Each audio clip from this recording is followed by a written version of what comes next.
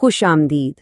ہر سال عید میلاد النبی کا جشن منایا جاتا ہے، لیکن کبھی سوچا ہے کہ اس کی اصل بنیاد کیا ہے؟ آئیے آج ہم عید میلاد النبی ایک تحقیقی جائزہ نامی ماخذ میں پیش کیے گئے دلائل کو ذرا تفصیل سے دیکھتے ہیں۔ تو سب سے پہلا اور بنیادی سوال یہی ہے کہ ہر سال ربیع الاول میں جو عید میلاد النبی منائی جاتی ہے، کیا اسلام میں اس دن کو منانے کی کوئی شرعی حیثیت ہے بھی یا نہیں؟ یہی وہ مرکزی نقطہ ہے جس کے گرد یہ پورا تجزیہ گھومتا ہے۔ اچھا، اب اس سوال کا جواب ڈھونڈنے کے لیے سب سے پہلے یہ سمجھنا ضروری ہے کہ اسلام میں عید کا تصور آخر ہے کیا؟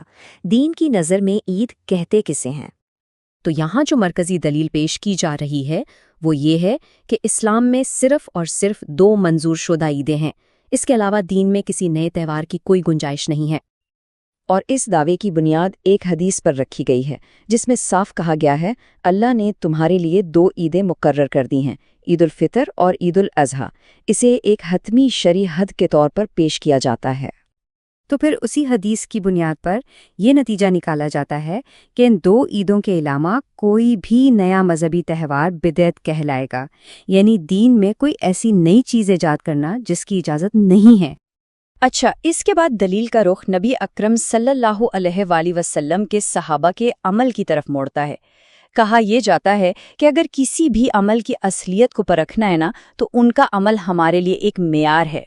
یہاں ایک بہت اہم نقطہ اٹھایا گیا ہے، بھلا صحابہ کرام سے زیادہ نبی اکرم صلی اللہ علیہ وسلم سے محبت کون کر سکتا ہے؟ لیکن اس بے پناہ محبت کے باوجود انہوں نے کبھی میلاد نہیں منایا۔ دلیل یہ ہے کہ اگر یہ نیکی کا کام ہوتا تو وہ اسے کرنے میں ہم سے کہیں آگے ہوتے۔ ان کا اس عمل کو نہ کرنا ہی سب سے بڑی دلیل سمجھا جاتا ہے۔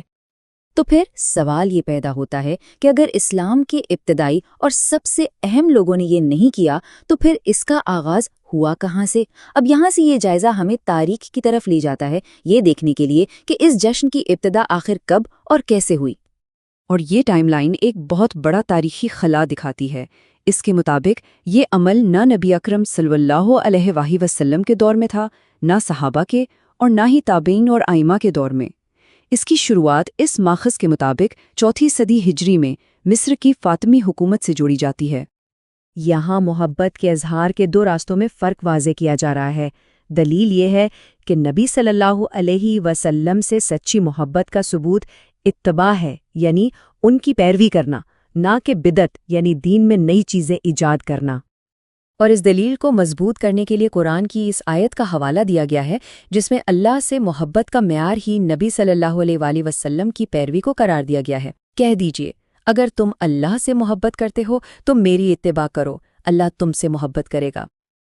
تو پھر سوال یہ ہے کہ اگر میلاد منانا صحیح راستہ نہیں، جیسا کہ یہ ماخذ کہہ رہا ہے، تو پھر محبت کا صحیح اظہار کیسے کیا جائے؟ اس کے جواب میں سنت اور بدعت کے راستوں کا ایک موازنہ پیش کیا گیا ہے۔ دیکھیے، ایک طرف ہے بدعت کا راستہ جس میں عام طور پر روشنیاں، جلوس، نعت خوانی اور قوالی جیسے اعمال شامل ہیں، اور دوسری طرف ہے سنت کا راستہ جس میں نبی صلی اللہ علیہ وسلم کی سنت پر عمل کرنا، دین کو سمجھنا، کثرت سے درود پڑھنا اور روزانہ انہیں یاد کرنا شامل ہے۔ اب اس جائزے کے بالکل آخر میں ان لوگوں کے لیے جو میلاد مناتے ہیں کچھ سوالات چھوڑے گئے ہیں تاکہ وہ ان پر غور و فکر کر سکیں۔ یہ 10 سوالات ایک منطقی ترتیب میں ہے۔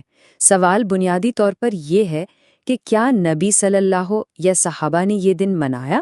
کیا ہمارا علم یا تقویٰ ان سے بڑھ کر ہے؟ اور اگر یہ نیکی تھی تو اسے بتایا کیوں نہیں گیا؟ یہ سوالات سوچنے اور خود نتیجہ اخذ کرنے کے لیے چھوڑ دیے گئے ہیں۔ تو اس پورے تجزیے کا حتمی نتیجہ یہ نکالا گیا ہے کہ نبی اکرم صلی اللہ علیہ وسلم سے محبت کا بہترین اور مستند اظہار ان کی سنت کو اپنی زندگی میں زندہ کرنا ہے۔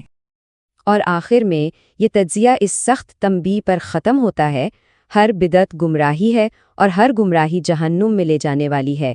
یہ ایک بہت طاقتور نقطہ ہے جس پر غور کرنے کے لیے چھوڑ دیا گیا ہے۔